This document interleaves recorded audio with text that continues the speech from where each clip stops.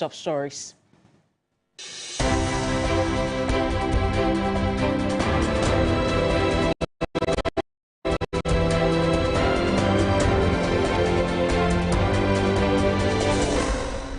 The Attorney General and Minister of Justice, Godfred Yeboadame, says he will challenge the Court of Appeal's ruling, which acquitted and discharged Minority Leader Dr. Kesi Latteforcing and a businessman. The AG argues the decision is inimical to fight against impunity and abuse of office. While he has vowed to appeal it, businessman Richard Jakpa says he's ready for whatever the AG will throw at him.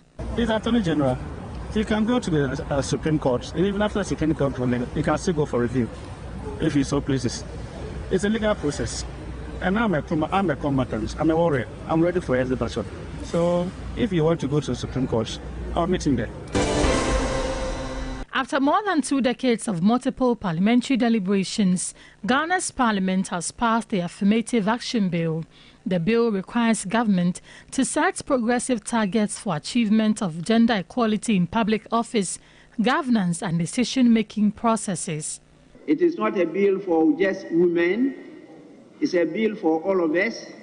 It's a bill for development. This is the first stage. We have passed the law. We have to appropriate adequate resources for the ministry to lead the implementation of the provisions that we have enacted. Former Judge and First Commissioner of SRAS, Justice Emil Short, has come to the defense of the Electoral Commission, maintaining it cannot be tagged incompetent despite recent errors. This comes in the wake of some civil society groups and the opposition NDC criticizing the Commission on how it has handled data collation. I don't think that should diminish in any way the competence of the Electoral Commission and the sincerity of the Commission in conducting the elections in a very free and fair manner. Religious and political leaders are calling for strategic and innovative measures to ensure a peaceful election. This comes in the wake of recent terrorist attacks in the sub-region, which has put security operatives on high alert. Ahead of the post, representatives from National Security, Catholic Bishop Conference and the GJA have been deliberating on ways to ensure a peaceful process. Definitely, during election, somebody will lose, somebody will gain. If you lose, accept it gracefully. There will be another time, another opportunity. Carry your message clearly, and the people of Ghana will listen to you. The Ghana Registered Nurses and Midwives Association fears of renewed agitations from next week following decision by the Ministry of Health for financial clearance to recruit 15,200 nurses and midwives to cover the 2020 to 2024 batches. The association has asked the Ministries of Finance and Health to secure another financial clearance for the remaining nurses and midwives. My interest as president, representing the interests of our younger colleagues who have also qualified to be employed, is to see to it that they get their posting done and they are able to practice what they have been trained to do. If financial clearance has come, it is good news. It is the application of the clearance that we are sensing that based on the communication that has recently come from the Ministry of Health, it may be problematic. The Coalition of La Association and Ga Dangme Coalition Against Land Injustice has given the government a 2-week ultimatum to order the Minister of Defense to release their lands back to them. The La Traditional Authority and the youth demonstrated to protest what they describe as unethical seizure of stool lands. Spokesperson for the La Associations, Jeffrey Tete, wants government to hand over their lands and compensate them. People of La have over the years been calling on successive governments, including your administration, to ensure that some of these lands are released to the people of La. It is our humble expectation that our request will be given the utmost priority within the next couple of weeks.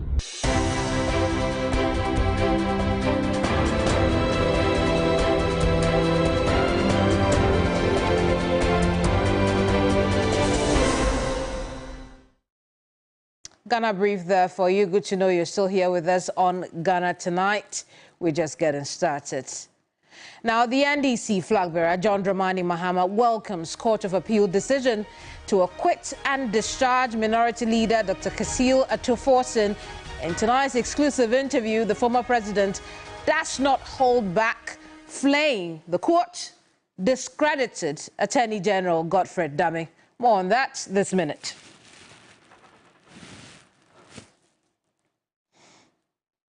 The ambulance procurement trial has now come to a full circle, or has it? Tonight, we are learning the Attorney General plans to challenge the decision of the Court of Appeal to acquit and discharge Minority Leader Dr. Kesil Atuforsen and businessman Richard Jakpa. The AG argues the decision is inimical to the fight against impunity and abuse of office. Now, what are the details of the appellate court decision? We've got you covered on that. Let's take a look at that real quick. We know that in a 2-1 majority decision, the court ruled that... where's that? Let's take a look at that now.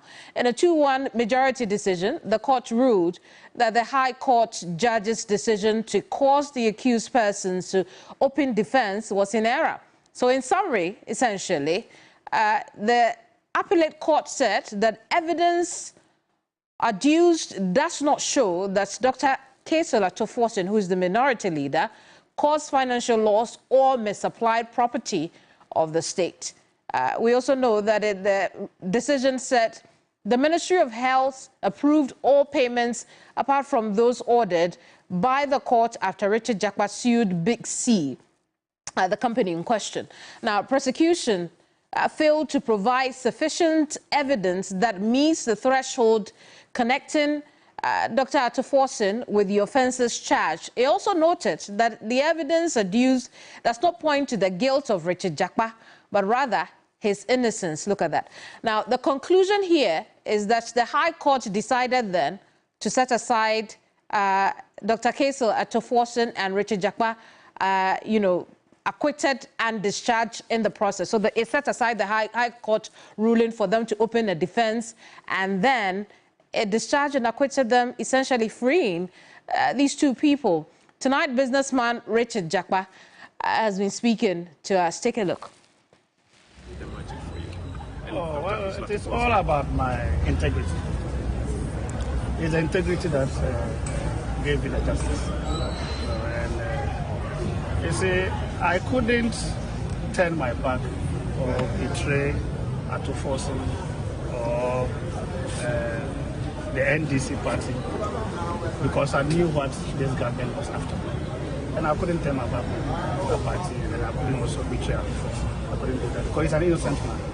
And it didn't resonate with my conscience and the way I do my things. And that is why I did what I did. Would you say I stand by it. Would you say the audio recording of you and the Attorney General is one of those key moments that's what's the High Court, the Court of Appeal to take this decision? Oh, no, not at all. In fact, the appeal court based its decision on the evidence adduced before them.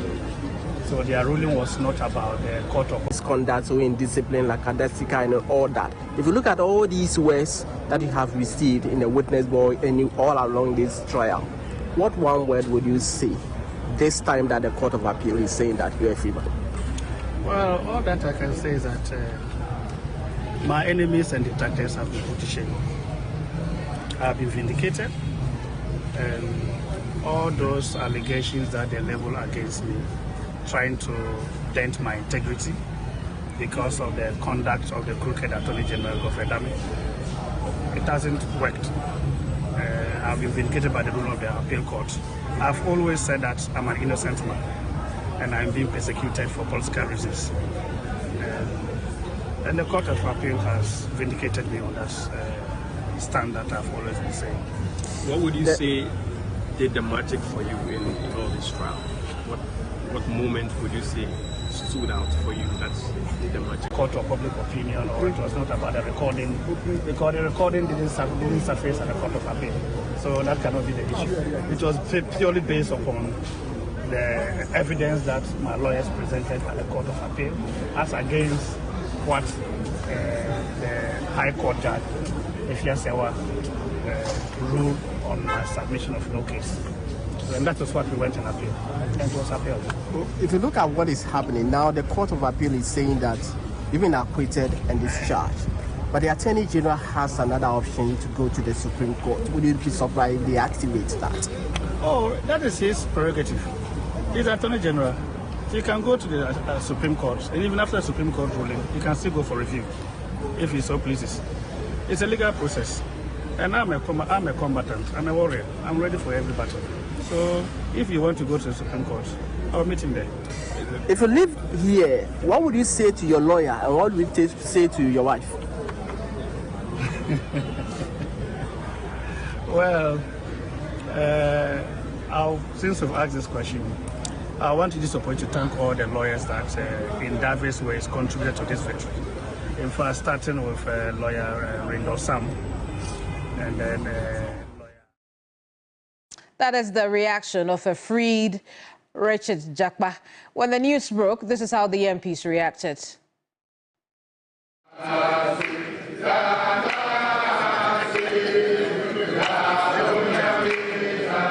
a 2-1 decision, the Court of Appeal upheld that the decision by the High Court for him to proceed with a submission of his case had no legal basis, and therefore did not only discharge him but acquitted him.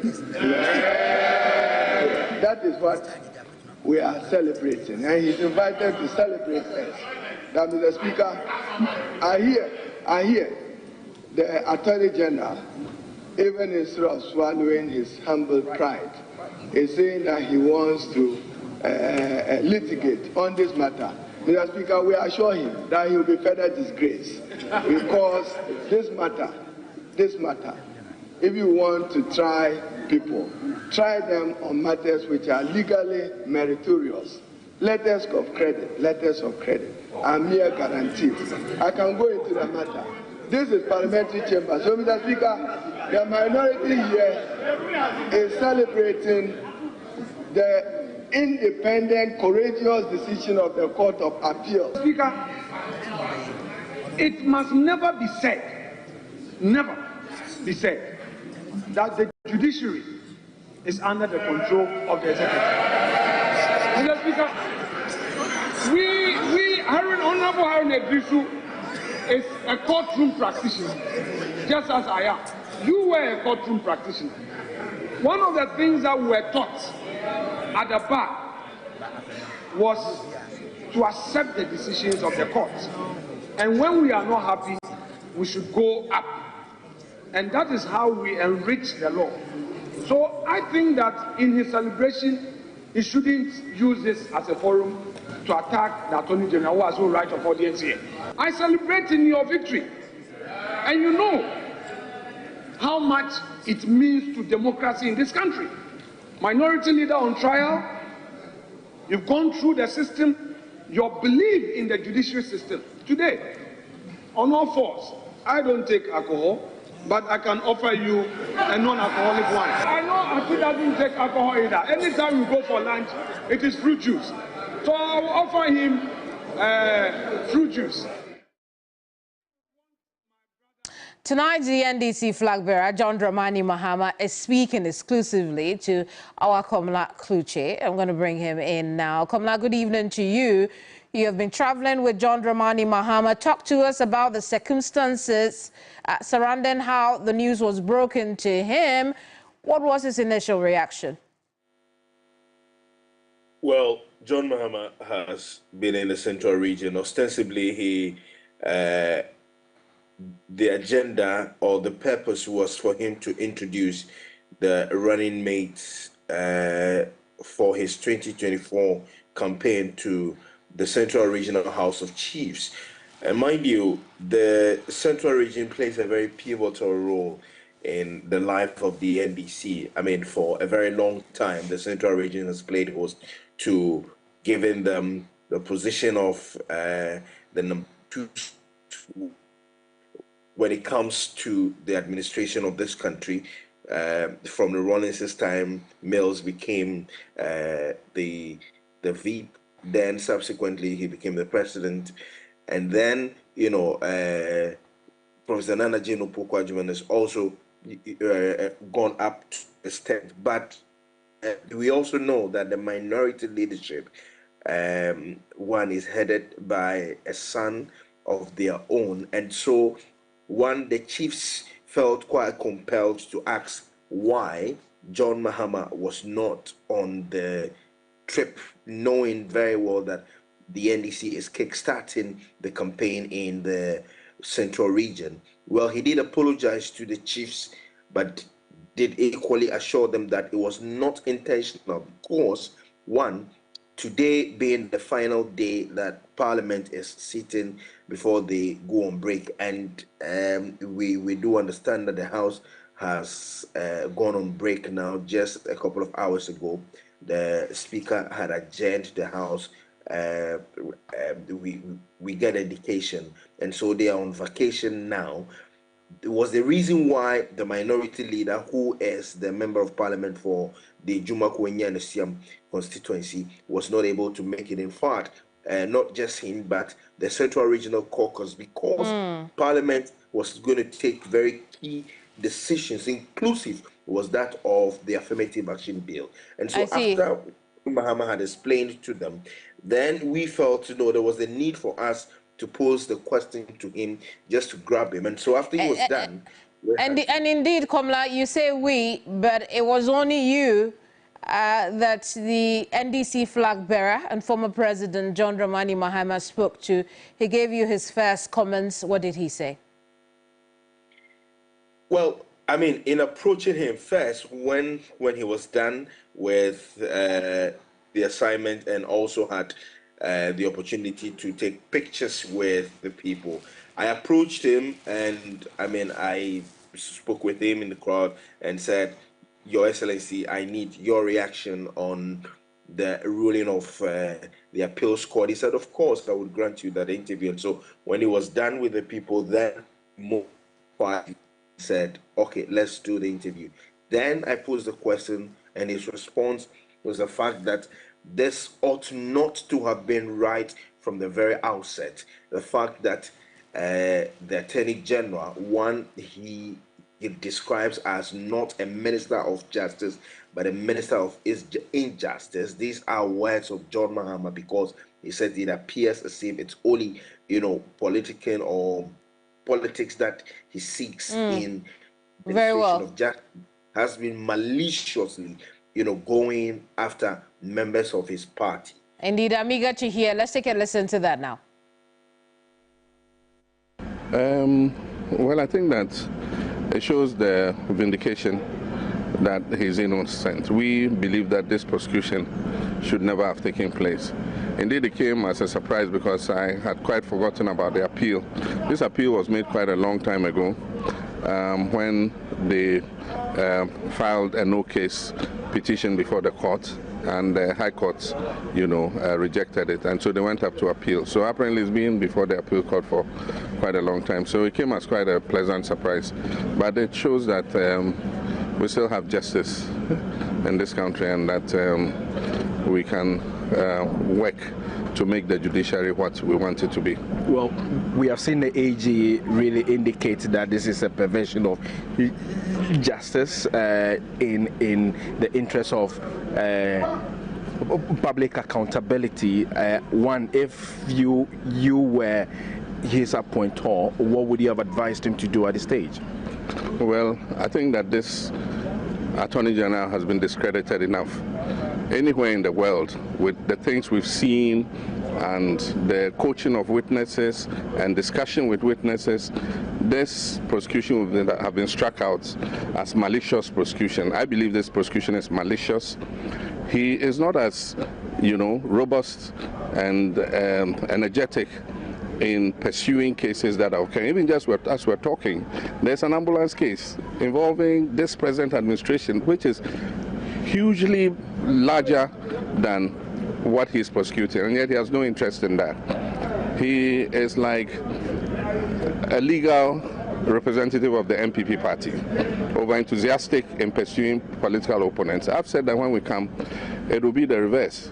We will pursue accountability for the regime that has gone out. But at the same time, if any of our people are involved in the same things that have happened for which we're prosecuting the opposition, we would, the previous government would prosecute them too. And so I think that the Attorney General is also the Minister of Justice. He forgets that. He thinks that he's just the Attorney General. The Minister of Justice is supposed to ensure fairness. Anywhere else in this world, this case would have been, he would never even have come to court, not to talk about talking with witnesses, having conversations with witnesses and trying to tell them what to do. Yeah, this case should have truncated long ago. The critics of yourself and the NDC say that you have suddenly found your voice in reposing some sort of confidence in the judiciary. What's your reaction to this as well? No, not that we've suddenly found our voice. I do think that despite the issues we have with the judiciary, there are judges who are fair-minded. We're not talking about all judges. You know, in some cases, we criticize judgments. I mean, for instance, to say that your birth certificate cannot be a proof of your identity as a citizen. I don't agree with that judgment, but they pronounce it and we've abided by it. We sent an election petition, we're thrown out.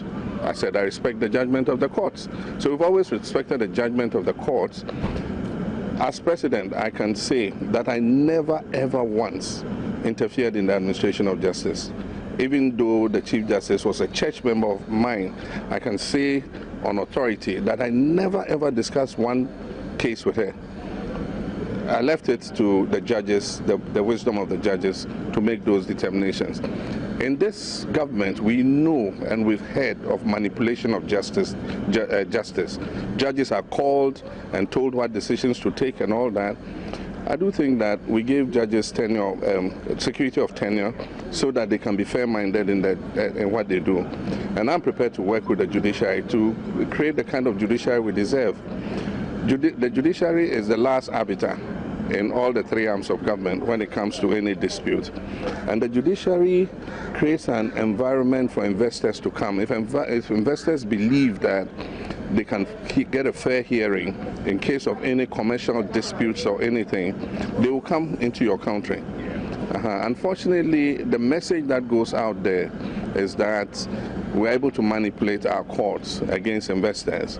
And so sometimes it sends a bad signal for investment. I'm prepared to come as president, work with the Chief Justice, work with the Judicial Council to make sure that we have a judiciary that is fair, that dispenses justice to all without recognition of your political or ethnic color, without recognition of who you are. And so I think that this is a landmark decision. And if I was the Attorney General, I'll just let it rest there. But I hear he says he's going to go to the Supreme Court. It shows how malicious his eagerness to prosecute this case. John Dramani Mahama is the NDC's flag bearer, and our Komla Kluche brought us that interview. Komla, thank you so much for the fantastic job. We'll end our conversation here.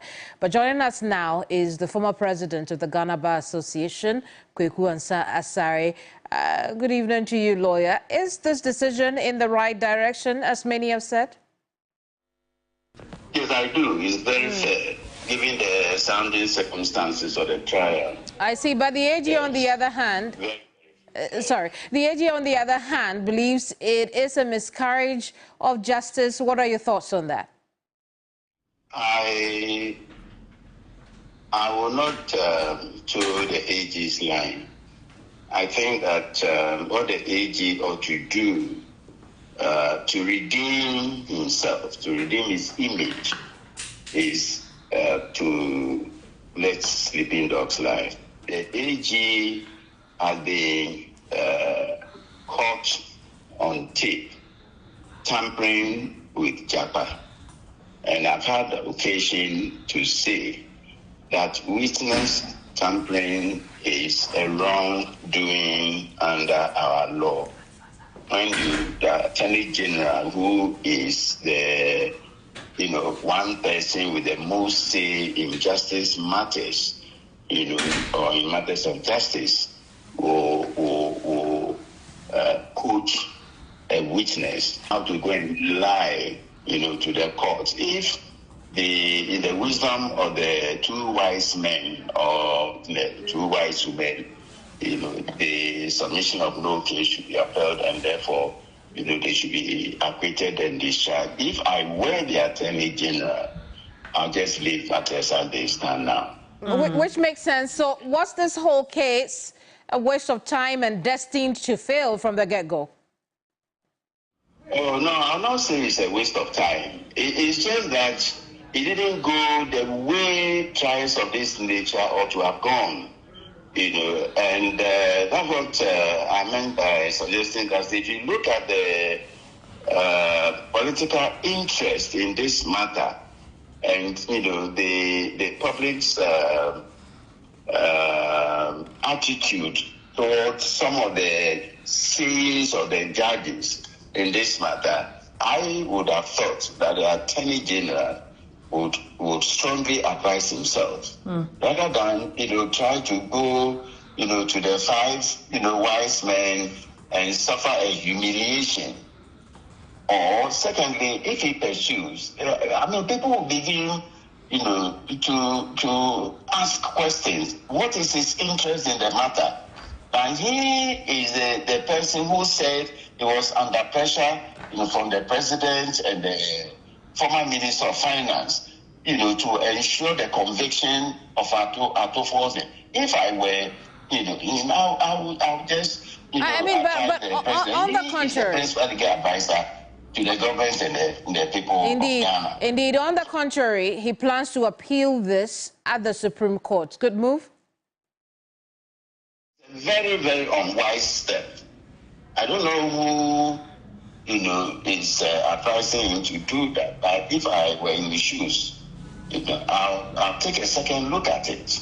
Because I should like to believe that much as I do, that the Supreme Court that we have today, has been is being seen by the public as all too predictable. So he has lost. Therefore, he will go to where he thinks that they will get, they can score a political goal. And such perceptions, can be real, They really don't believe, that justice is being served by the Supreme Court, as it is currently constituted. So I see. If just before the election, the Court of Appeal, has handed down what, to every honest. But he also cites the Opuni case, which suffered a similar fate. And for that matter, he may be on to something here if he decides to go to the Supreme Court to appeal. Well, that's why I said, if I were the AG, I would advise myself, I would advise my boss or my bosses that enough is enough. Let's just leave the matter as it is. Right. So, we say in law that Daniel has come to judgment. It is the two wise men and women have said that this is not a matter that ought to be pursued further. Let's leave it so that nobody will suggest that the president wants to persecute his opponent. There's no opponent in this matter. But speaking of the rule of law, this case appears to have raised the confidence levels in the judges in some quarters, would you say? No, my comment would be that the judges should continue to be bold, at all times, in order to uphold the independence of the judiciary. Such decisions do well, for all of us. It's good for Ghana, it's good for Africa, it's good for democracy, it's good for rule of law, with the cornerstone of good governance. Indeed, it does. I'm going to have to say thank you at this point. Lawyer Kweku Ansa Asare is a former president of the Ghana Bar Association. Up next, it must be good news for gender advocates and women like me, the many of us who believe in affirmative action. I'll tell you more right now.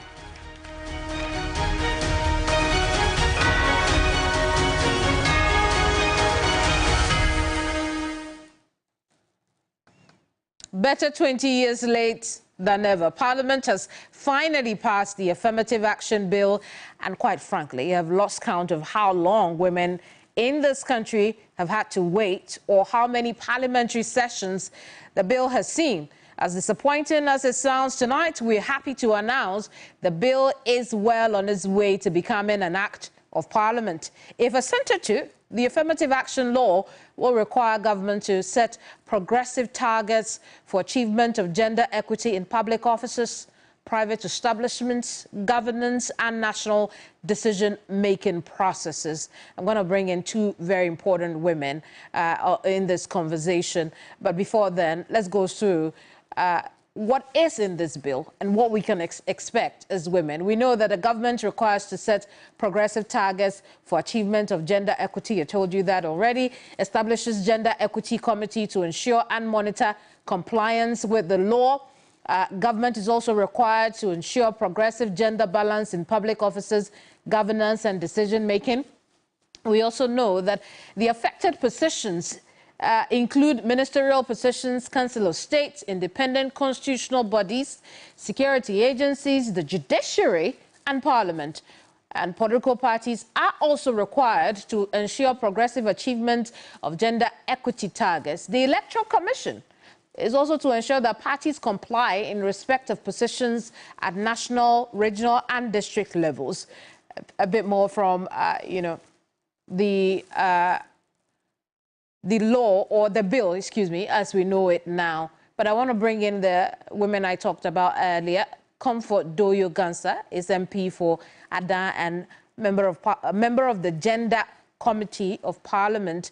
We also have Sheila Minka Premo, who is a gender advocate and convener of the Affirmative Action Bill Coalition. Ladies, you're welcome. I trust you're having a good evening. I'm going to have to start with you, Sheila. Sheila, listen, how does this come to you? More than 20 years we've been waiting for this. As a representative of the Affirmative Action Bill Coalition and as a gender activist, I'm very excited and very elated by the passage of this bill into an act. Yes. I see. We have had to wait for 20 years, but it's coming at a good time, isn't it? It is. It is coming at a good time. Indeed. I'm going to move on to Comfort now. She's over the telephone. And Sheila, if you will, kindly turn on your video for us so we can see the big smile on your face for the Affirmative Action Bill. But Comfort, you were in Parliament. It finally passed. What runs through your mind when you all voted to pass this? Come again. Well, I'm asking, what your feelings were when it finally passed in Parliament. In fact, today is a happy day because we talked through success today. And the Affirmative Action Bill, first of all, I would like to thank the Speaker, Right Honorable Speaker, S.K. Babin, for standing firm and standing behind us and making sure that this bill is passed.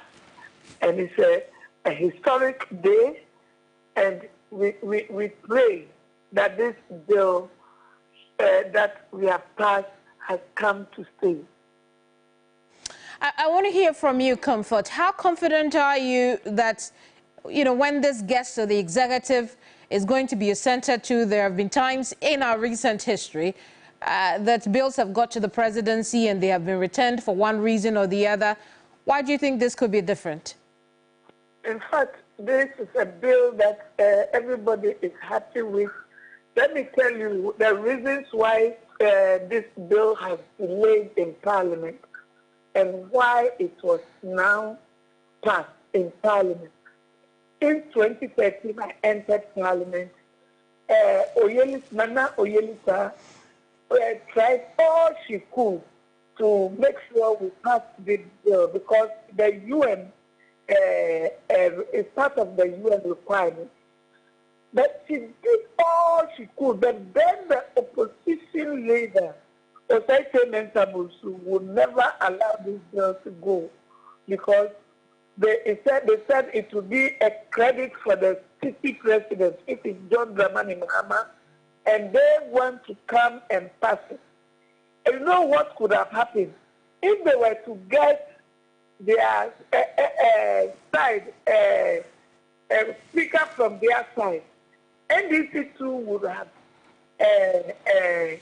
go against it. But so lucky, we have a speaker who is from the opposition and a government from the other side, and these two, all of them are interested. The speaker wanted to pass it so that he can also credit the president who wants it to be passed, so that he can say it was his time that it was passed.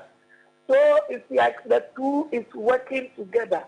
And we are also supporting because we have interest in it, 200% interest in it. Indeed. So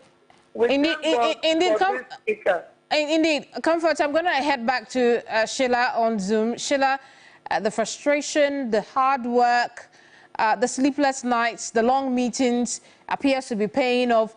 What should this bill mean for the women of this country at this point? The bill, not you, Comfort. This is for Sheila. Okay. So for me, I believe that based on the content of the bill, which you summarized very well in your intro, it would mean a change. It would mean inclusion, because the reality is women are marginalized when it comes to decision-making positions. And this is reflected in many areas. I mean, typically in Parliament, out of the 275 members, only 40 are women, making it only 14.5%, even though the UN says the minimum should be 30% at least when it comes to representation in governance and other institutions. So for me, as you've already indicated, targets are set in the law itself that are supposed to be achieved by both the various governance institutions as well as the private sector when it comes to gender inclusion. And so it starts off with a minimum of 30% between now and 2026. Then it would increase to expectation of 40%. And then by the year 2030, which has been set by the UN under the Sustainable Development Goals for parity, then we should reach that parity if possible. So for me, it means that a lot of opportunities are going to open up for women in Ghana. Right. So we should get ourselves ready to fill these positions which will be coming up. Absolutely, yes. Indeed. And Sheila, I know in the past that some women groups have had challenges with the content of the bill. We've seen it go through different stages of consultation.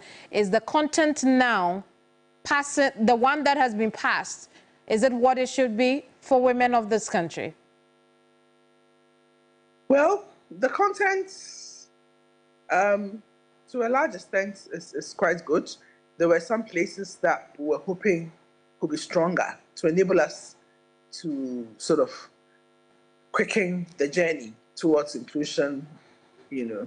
But then there were a few constitutional provisions that kind of blocked or made it difficult for us to be able to achieve some of those what we were hoping would be achieved, you know, the quotas and things that we're hoping would be in it. So we are hoping that having passed this, more work will still be done to ensure that some of the constitutional provisions which sort of limited the ability for this particular law to be as strong as we would have liked it would be addressed, so that in future it could be amended to make it even stronger. Yeah, currently it's, as I said, there are targets in it which all the sectors are supposed to try to meet. But there are some particular, like when it comes to issues to do with political parties and gender inclusion, because they are voluntary organizations, because the Constitution sets out to go to Parliament, it's difficult to sort of put in provisions in the Act which would go against the Constitution. So the provisions there are not as tough as we were hoping it would be. Right. But I believe at the time, when the constitutional challenges are addressed, then it's possible to also address, go back to the bill to amend. It's possible to amend to make it stronger. Yeah. I see. And you know, as we all well know, one more hurdle to go through the executive, and then it becomes what we want it to be. I do want to ask you, how confident are you that this hurdle will just be a breeze, or perhaps it could be returned to Parliament like we've seen? I'm very positive that it's going to go through. This is a bill which was introduced by the executive arm of government, so it is a government bill. So, you know, the Ministry of Gender, Children and Social Protection, and I must commend the Minister for the hard work done in pushing also for it, whilst also commending the Speaker for ensuring that this bill, as well as so many other members of Parliament, the chairperson of the Gender Committee, the previous and the current one, I believe that it will be accepted. I strongly believe, as Honorable Oyo indicated, this is a bill that both the majority arm of government as well as the current minority government have all been interested in. It's been worked on, and over the years, both NDC and NPP ministers have worked on it. But it's at this point of time that this has been passed. So I believe that it should be passed by the president. Very well, Sheila, thank you so much for talking to us. Sheila Minka Premo is a gender advocate and convener of the Affirmative Action Bill Coalition. I'm going to spend some time with the Member of Parliament for Adan now. Comfort, you've made the points really about this bill and some of the issues that led to why it has dragged. But I want you to conclude that point as to why we've had to wait 20 years for this to pass. You know, because of change of government, and then opposition, how opposition sees it. And, you know, even when this government came, they keep changing the gender minister from one to the other. And this bill has been in the system for years. It is not a new bill. It is not a new bill at all. If we would talk about it, if we will give credit, we'll first give credit to Nana Oyelita and John Dramani Mahama at that time. We couldn't finish it when we left office, and Osifo Jaba came and continued, and she also couldn't finish it because it's a controversial bill. And one thing I hate about it, I don't want people to say the bill is coming to help women. It's about gender. Gender is both men and women. I so see. The bill is coming to help all of us.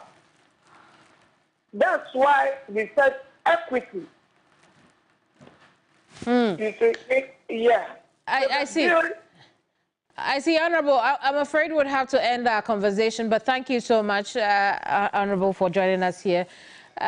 Comfort Doyo Kujo is the Honourable Member of Parliament for Adan, and she's also a member of Parliament's Gender Committee. She's been giving us her perspective on the Affirmative Action Bill that has finally passed after the very protracted wait. But we'll still stay on the matter of the Affirmative Action Bill and run us through our manifesto checker to see what comes out. You'll be surprised. Don't go away.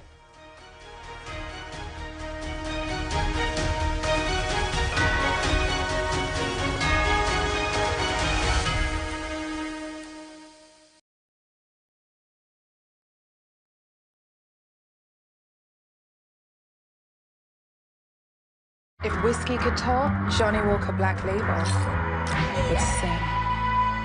With notes that only come with 12 years in a barrel. Sweet, smooth toffee, rich fruit, and a touch of smoke. Tastes as good as it sounds. Drink responsibly, not for sale to persons under 18 years of age. Not recommended for pregnant women. This advert is FDA approved.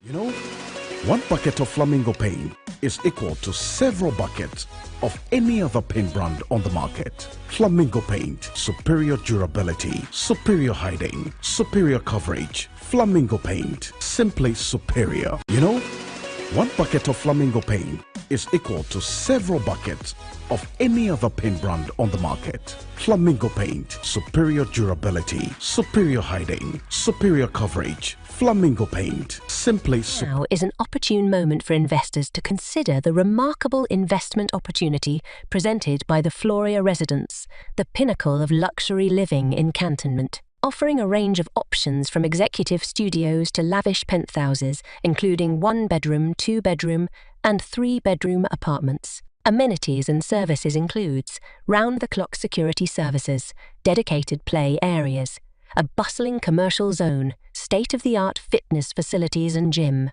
a well-appointed conference room, an elegant rooftop sky bar, and a breathtaking rooftop infinity swimming pool. Additionally, residents benefit from the convenience of a secured 3-floor underground car park, while those residing in the ocean view penthouses enjoy unparalleled vistas. We are located opposite the Laboni Palace Mall, Accra. Contact us on 0595700008. Yes. Star 712. Picture this. I'm in a Greece. Yeah, and now you were back in Greece. To say why you fit on the millionaire. Yes, the luckiest at Aroma. To say about from Massa man. Yeah. Now check this. Sister Abna, aka Kobe Hima. The luckiest at Aroma. Queen B. Yeah. Boss lady back. Hold on to your seats, folks. Such anyway, it'll be you smooth. Way and your friend will upgrade. Luckiest Adaroma. And the best part that with the luckiest will be our shot to a good life. And I'm talking to you, me, your girlfriend, your ex, your neighbors, your landlords, and even Goro boys. And no one is over dialing with lucky number. Star 712. No. Oswaldo ticket to win in the community draw or the grand draw on the 30th of November 2024. The luckiest is regulated by the NLA on the Caritas platform, not for persons below 18 years. T&Cs apply. Franco Trading Enterprise is still your leading mobile phones, accessories, and your electronic retail outlet. We have products such as mobile phones, television sets ranging from 24 inches to 86 inches, air conditioner from 1.5 horsepower to 2.5 horsepower. We have washing machine, refrigerators, Bluetooth speakers, CCTV cameras, and many more. For bulk purchasing and retailing, visit any of our shops nationwide or our website at www.francotrading.com. You can call the numbers on the screen for any assistance. Please note, do not pick any number apart from these numbers. Franco Trading Enterprise, still the home of quality mobile phones, accessories, and your home appliances. If whiskey could talk, Johnny Walker Black Label would sing. With notes that only come with 12 years in a barrel. Sweet, smooth toffee, rich fruit, and a touch of smoke. Tastes as good as it sounds. Drink responsibly, not for sale to persons under 18 years of age. Not recommended for pregnant women. This advert is FDA approved. Imagine a day where the entire family will converge with music, food, family, amusement park rides, so many games, and all your favorite personalities at 3FM. Welcome to 3FM's Family Fun Day at Gazebo Accra Park in Jolu on Founders Day holiday, August 5th, 2024. Join us for a holiday of excitement, fun, and a celebration of the most precious thing of all, family. It's a 3FM Family Fun Day, so mark your calendars, gather your family and friends, and get ready to create a masterpiece of memories on the holiday Monday, 5th of August in Jolu. Rate is 300 Ghana Cedis for a family of 4 and 100 Ghana Cedis for adults and 50 Ghana Cedis for kids. Call 0532 200 927 and 0531 100 927 for tickets. Come and celebrate family on Founders Day holiday on the 5th of August at Gazebo Accra Games Park in Jolu. Don't miss out on a carnival of delights and a family celebration with games, excitement, and happiness for the whole family. 3FM Family Fun Day is powered by 3FM 92.7, your urban lifestyle radio.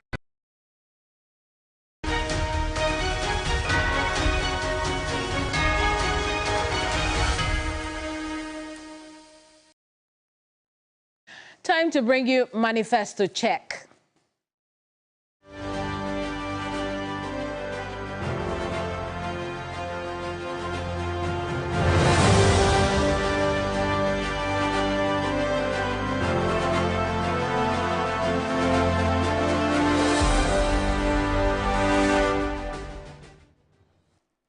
And Dennis Widam Pwabiri is here with us to bring us up to speed what we are missing when it comes to Manifesto Check. And today... I like the way you take your time to mention my name.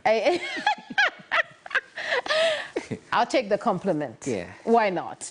Right. So today, what are we looking at? Today, we are looking specifically at the Affirmative Action Bill. Yes, but today I'm here with flowers. To give the executive. Yes, I'll give the flowers to the executive. I mean, this is a promise delivered, even before I start. Well, not to the executive yet, to the legislature and the government of the day. Well, we'll have to look at what the promise said.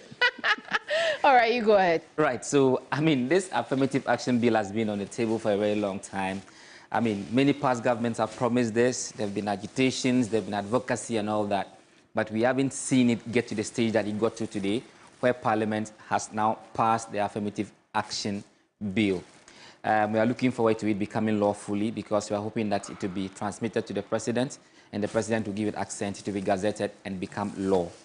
But of course, this was a promise that was made in the MPP 2020 manifesto on page 161, where they had said that we will also, in line with our social development philosophy, ensure the enactment and operationalization of the Agent Bill. This is a matter I'll come to later, as well as the Affirmative Action Bill, which is our focus today. And I'm glad to announce that today this Affirmative Action Bill has been passed. So, like you were saying, the full enactment process has not been done, but this is the first time it has got to this stage. Absolutely. We know that when it gets to this stage, very often than not, it gets to become law. But there have been few instances where certain bills have got to this stage and they are still struggling. We will not go into that. But of course, they deserve their flowers for having seen this process through to this particular stage. But of course, beyond this, let's look at what this bill promises, or what it seeks to do. So these are just some highlights of it. And by way of the objects of the bill, that the object of this act is to ensure the attainment of gender equity in the political, social, economic, educational, and cultural spheres of the society. So in all spheres of our life, they are seeking to achieve gender equity. The implementation of this act and the achievement of the targets shall be progressive and subject to evaluations in accordance with the first schedule. There's a schedule that provides how these things are going to be evaluated, and at every given point, reference is made to it. That the government shall promote policies and programs to redress the political, social, economic, and educational gender imbalances. If we recall, in the heat of the debate in Parliament, Harry Nedrisu made a comment about the way the objects are couched, to the effect that it talks about encouragement, it talks about promotion, and all that. He thought that if care was not taken, we would pass a law that is not fit for purpose, because it gives a broader picture of how things should be done. So that was his fear. Now, when you go into the various, the specifics, where, for instance, it talks about under governance and decision-making, what should be done, especially when it has to do with public services. The law says that the government shall ensure progressive gender balance in public office, governance, and decision-making positions. So when you look at something like this, the question you ask yourself is, how should this be achieved? And those were the kind of questions that the Member of Parliament for Tamale South wanted to be addressed. In terms of public services, gender equity, that the governing body of the public service institution shall, in filling vacancies for positions of authority and decision-making, have regard to provisions of this act to ensure gender equity in appointments. The question again then is, how? It goes on. So when you come to the security services, there's also provision or a requirement that gender equity should be on the center stage. The same thing applies to the judiciary, especially when it comes to appointments into the Judicial Council in accordance with Article 153, where you look at the composition of the Judicial Council, you talk about the Chief Justice, the justices of the courts. So in appointments to both the superior courts and the lower courts, that gender equity should be. There's one interesting part of the bill, and if I think I'm really interested in the private sector. The private sector, yes. That an employer in the private sector shall take measures to ensure progressive gender equity of employees within the specified, within the period specified in the first schedule. Now, this is where it gets interesting. There's an incentive for people in the private sector who actually adhere to this act. And what is the incentive? That you will be entitled to tax incentives if you are able to do this particular thing. Wow. Interesting. So for me, this will be the catch for me. Yeah, yeah. So that it will be a motivation for people in the private sector to open up and actually ensure that there's gender equity in that particular space. I mean, not a good incentive for public office, but of course for private sector. Private sector, sorry. That's private sector. Fantastic. No, you didn't say public sector. I'm just making the point that, you know, it's definitely not a good incentive. If it's public sector, I mean, government is able to control that side, but the private man is doing his own business. You need to be able to convince or persuade him or her to get on the side of the policy. Right. So this, if I know that if I adhere to this act, I would get incentives. I think we're going to be top of that list here at Media General. But we have a lot of women here. There was the other part of the argument that was made that for this to be very effective, like it's done in other jurisdictions, there should be a requirement for appointments to be made. So that, for instance, when making an appointments. Say you are employing people.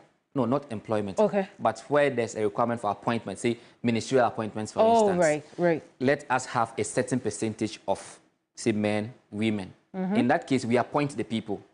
But when you put it up for election, it still comes down to the financial muscle and how you are even willing to do so. Which already puts women in the disadvantage. So those are things that have come up. But of course, now it is passed.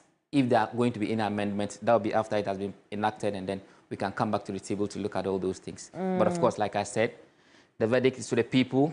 This flowers to the government for having seen this through. We don't always criticize. No. We criticize when it's necessary. I mean, when it's necessary, we criticize. Yeah, and today we are sending some flowers to the government of the day, to Parliament. Yes, and to the President.